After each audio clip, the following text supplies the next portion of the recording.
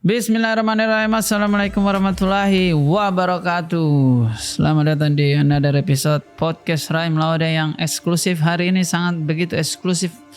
Kita take podcastnya dengan visual ya. Kemarin kita biasa take podcastnya menggunakan audio saja. Dan kita sudah masuk di episode ke-7.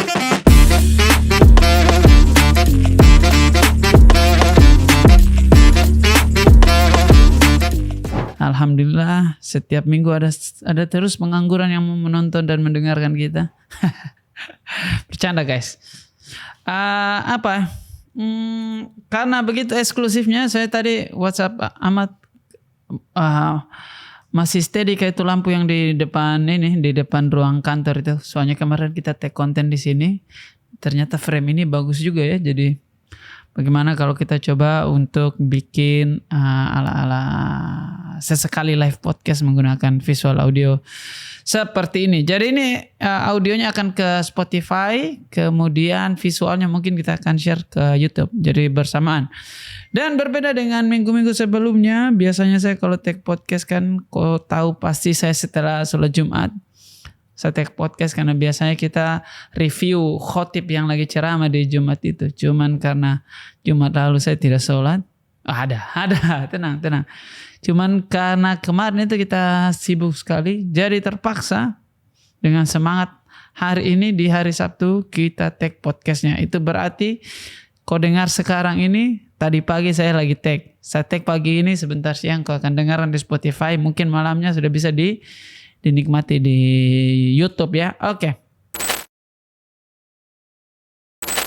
Jadi di episode kali ini apa kita mau bahas? Kita bahas saja yang apa yang terjadi di minggu-minggu terakhir di depan saya, laptop saya sudah ada beberapa contekan.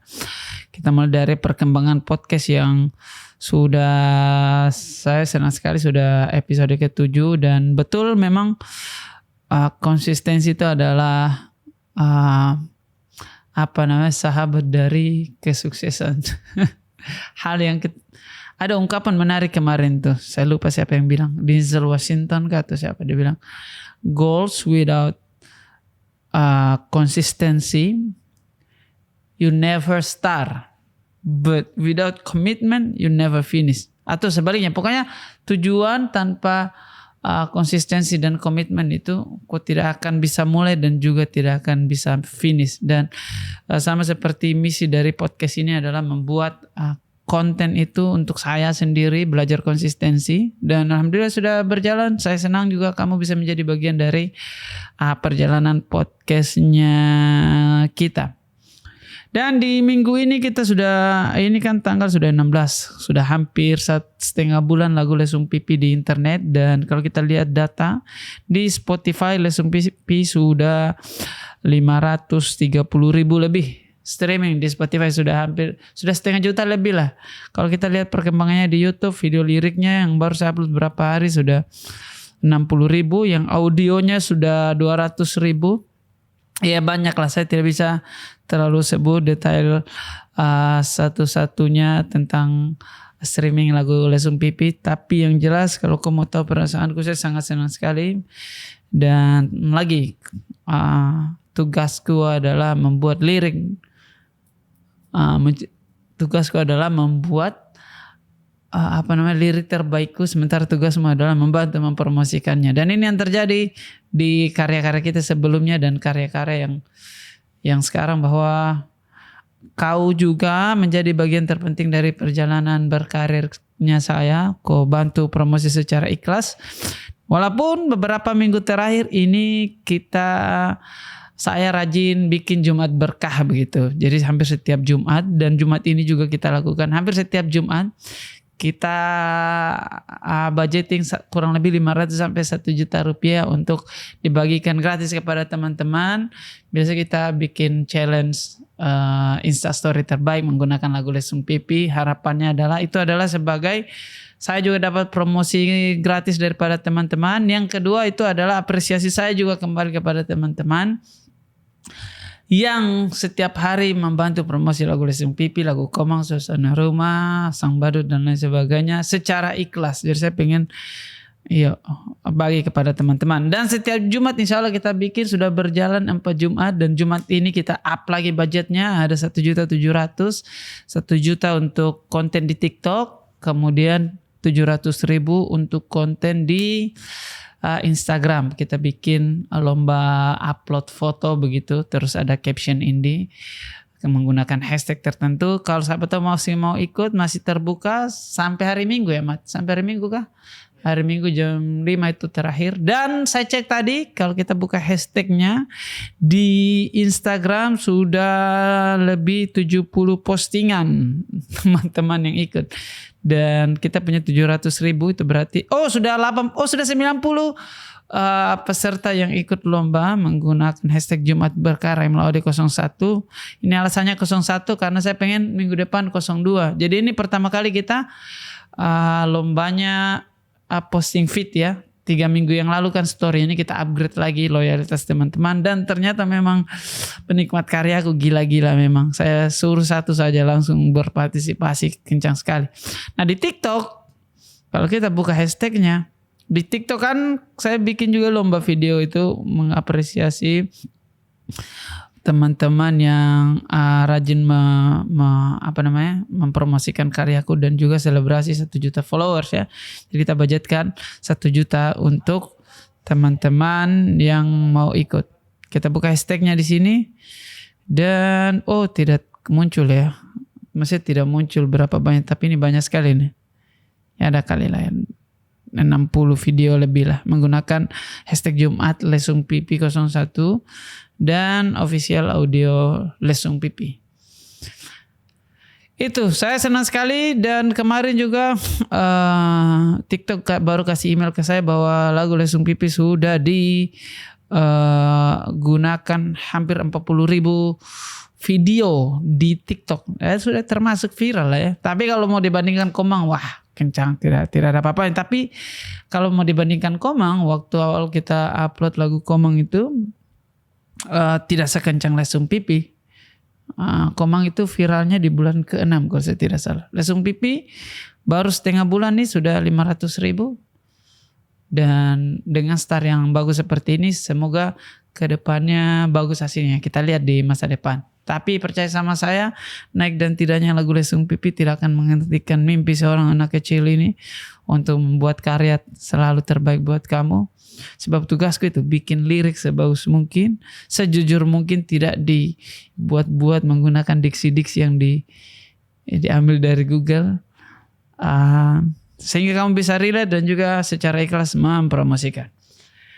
Itu dia perkembangan dari lagu Lesung Pipi. Kebetulan hari ini, hari tanggal 16 September, hari Sabtu, saya dan tim mau pergi nonton konsernya Kakak Ari Kriting.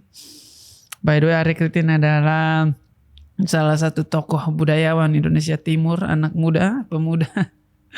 Dia hari ini mau bikin anniversary, mungkin 10 tahun berkaryanya dia. Akhirnya setelah 10 tahun berkarya, ini stand up spesial pertamanya dia berjudul Ilmu Hitam. Dan harusnya diganti ya, kulit hitam saja begitu maksudnya. Menarik, kemarin Kak Ari sempat mampir ke kantornya kita, dia duduk di sofa kita ini, kemudian mampir lihat anak Bung Hatta. Kemudian kemarin kita diundang ulang tahun anaknya, kita tidak pergi. Karena Bung Hatta masih kecil sekali, saya bilang saya masih bakurus dengan beranya anakku ini Kak Ari. Mohon maaf belum bisa ikut. Tapi spesial buat konsernya ini, stand up comedy spesial, kita harus nonton. Saya ajak satu tim, satu kantor untuk nonton konsernya Kak Ari. Komedi konser ya kita sebutnya begitu, orang-orang sebutnya stand up spesial. Kemudian saya penasaran, kita penasaran semua bagaimana orang yang kita idolakan buat materi spesial 1 jam full dengan opini dan keresahan tentang kehidupan dia akhir-akhir ini, berumah tangga dan lain sebagainya. Soalnya Kakak Ari Kriting kan kamu hanya bisa lihat dia di infotainment dan gosip-gosip TV begitu, karena kemarin kasusnya lumayan kencang juga. Dan menurut saya tidak bisa kita ambil kesimpulan terhadap seseorang melalui berita gosip begitu.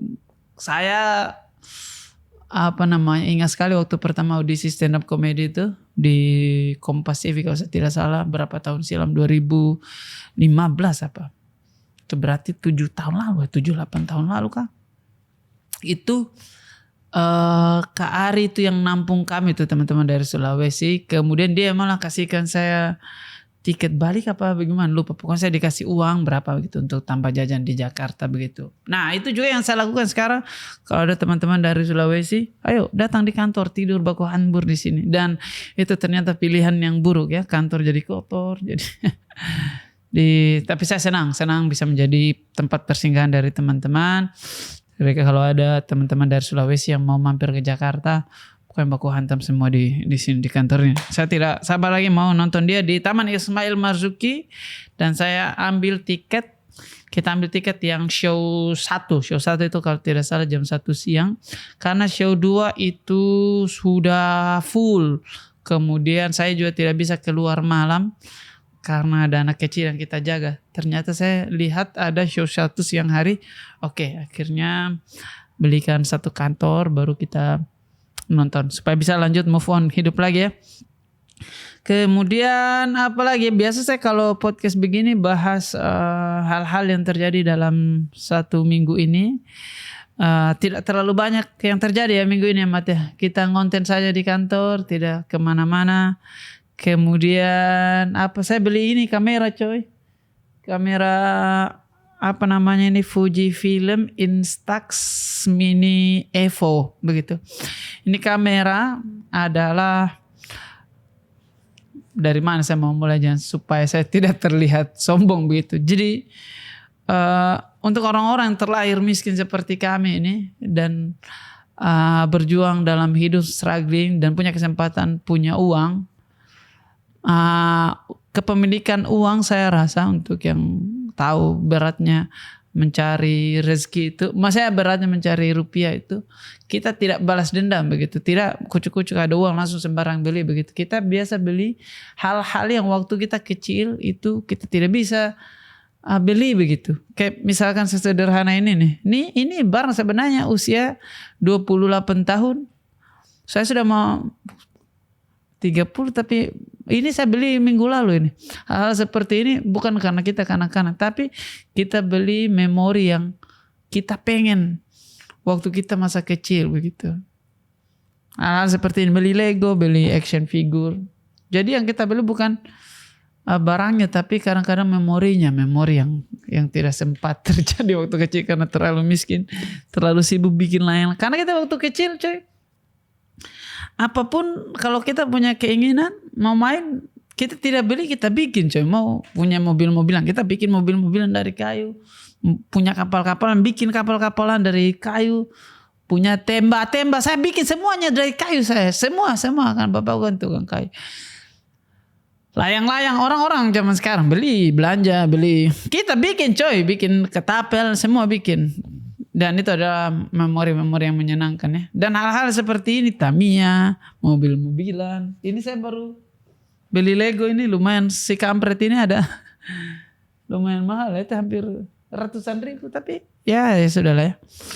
Nah, dan minggu ini saya beli ini kamera Fuji ya, Fujifilm kita sebutnya Insta Mini Evo. Dia adalah kamera apa istilahnya? Polaroid.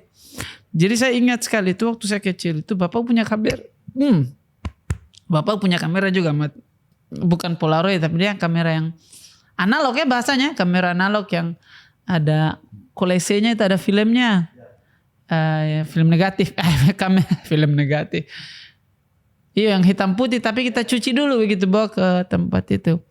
Nah saya ingat sekali kenangan itu, dan saya punya cita-cita punya apa namanya Polaroid. Mana hasilnya saya kasih lihat dulu ya.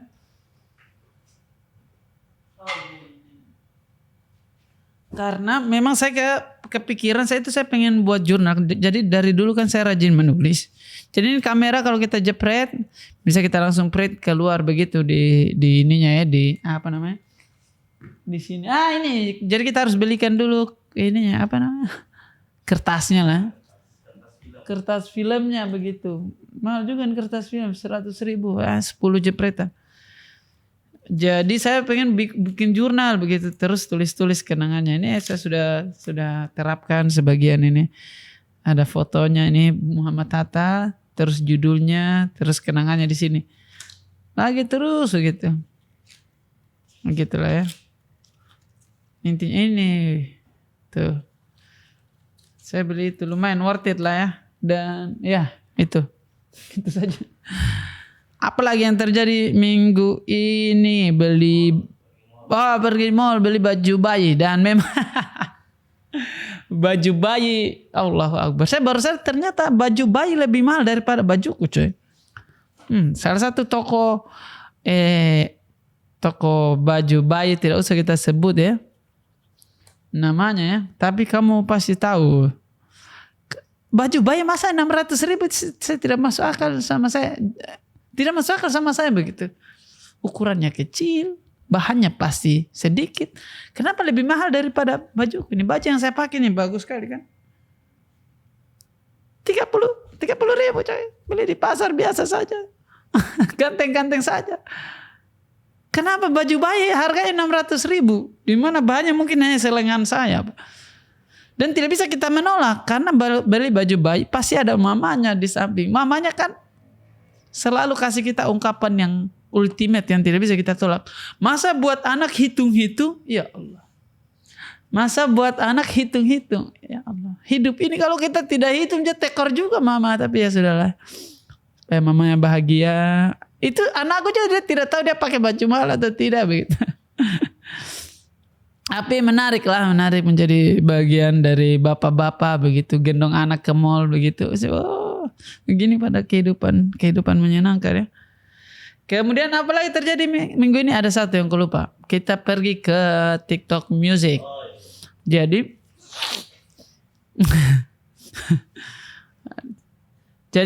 apa namanya? Apa ya? Oke, jadi ke minggu ini berapa malam yang lalu kita pergi ke launchingnya TikTok Music. Jadi TikTok itu kemarin dia bikin DSP baru. DSP itu platform streaming musik ya bahasanya. Saya tidak tahu kepanjangannya. Tapi DSP itu kayak Spotify, Reso, Joox dulu ada Joox. Tapi kayak sudah tidak ada. Apple Music, iTunes dan lain sebagainya. Nah TikTok juga bikin coy. Namanya TikTok Music begitu. Kita bisa berlangganan kalau tidak salah 45.000. Dan di launchingnya TikTok bikin acara party kesannya kayak bagaimana. Dia bikin acara untuk openingnya. Saya ikut tuh. Saya diundang juga. Saya bilang bawa 5 orang ya. Satu kantorku ada videografer sama manajerku sama MD ku lah Elifas. Tapi pergi situ pakai baju rapi. Saya pikir acara itu dia kayak ala gala dinner begitu. Gala dinner semua orang duduk. Terus ada panggung, ada satu orang bicara begitu. Terima kasih sudah datang. Potong tumpang begitu. Ternyata ini acara party cuy, yang ada bartender, yang ada bartender, ada barista, ada pelayan yang bawakan kita makanan, ada perempuan pakai baju ketat, ada artis-artis lain. Ternyata menarik juga kita bisa lihat sekilas kehidupan orang Jakarta dan hal-hal seperti itu bukan tipikal saya yang suka datang ke acara seperti itu. Bahkan saya mampir ke acaranya orang pun saya bukan acara pesta apapun tidak mungkin saya pergi coy. Lebih baik saya jaga anak, lebih baik saya di rumah baca buku, nonton Netflix atau apapun. Tapi ini TikTok yang kasih undangan, tidak mungkin saya tidak pergi. Sebab orang TikTok rata-rata timnya semua rajin nongkrong sama saya. Dan kau tahu juga lagu Komang juga melalui TikTok juga bisa disiarkan ke mana-mana. Jadi saya harus pergi coy. Menarik, saya lihat artis-artis di sana pakai jas, pakai baju mewah. Begini sekilas kehidupannya. Saya lihat menarik juga, menarik. Dan itu beberapa event yang terjadi di minggu ini. Kemudian apalagi mau bahas apa?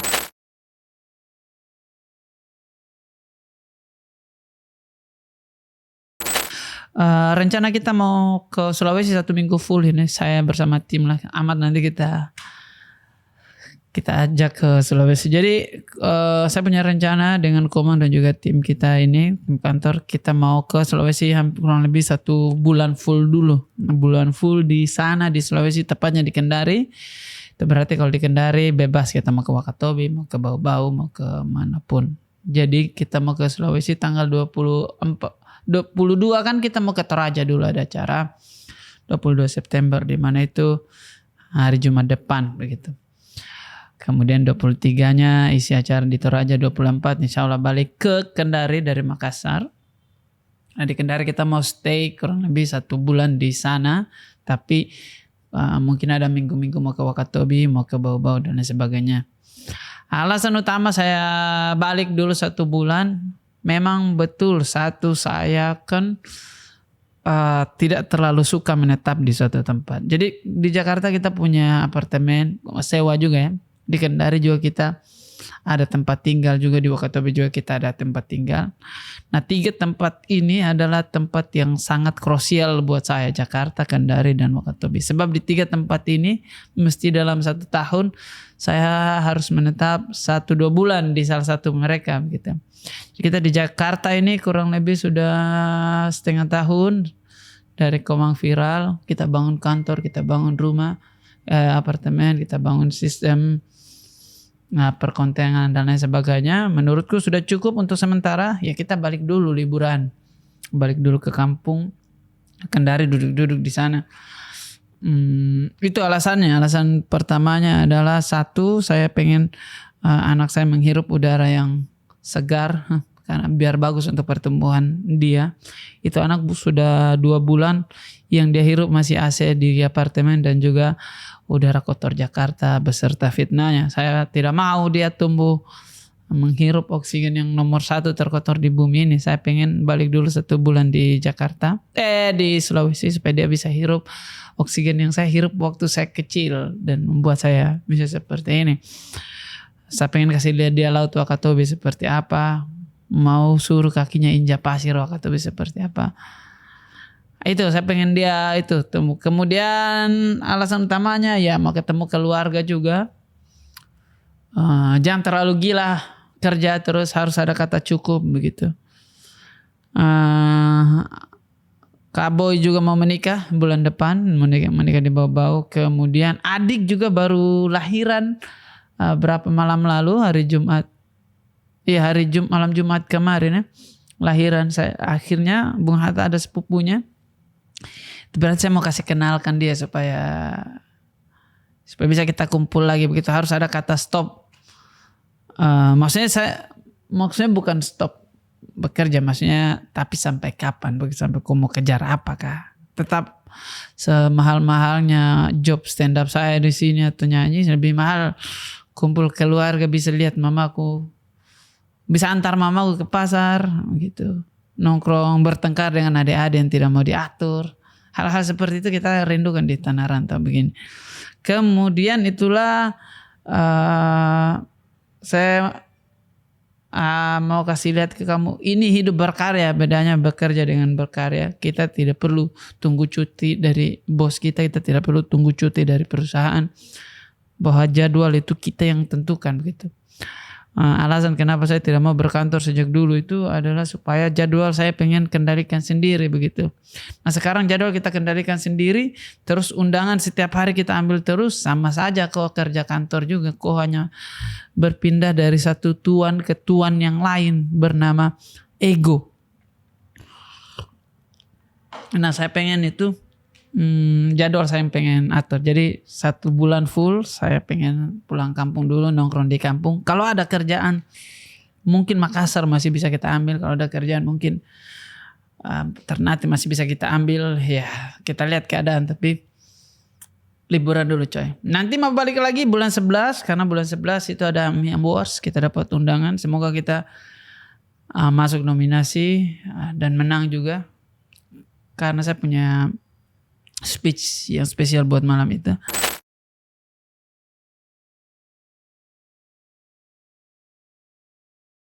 Dan biasa kalau di ujung podcast begini kita kasih rekomendasi film.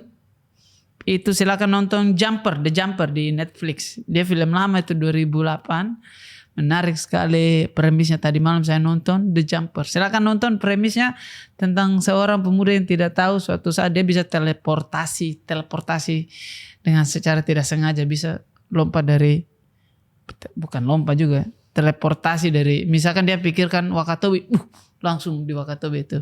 Judulnya Jumper atau The Jumper, silakan cari di Netflix. Kalau series, ada series menarik saya baru hatam kemarin, judulnya Silo di Apple TV, silakan berlangganan. Kalau tidak salah itu cuman 70.000 1 bulan itu. Sudah banyak nonton film gratis dan tidak perlu tipu-tipu dah. Judulnya Silo, series nomor 1 menurutku tahun ini. Nomor 1, silakan dicek lah.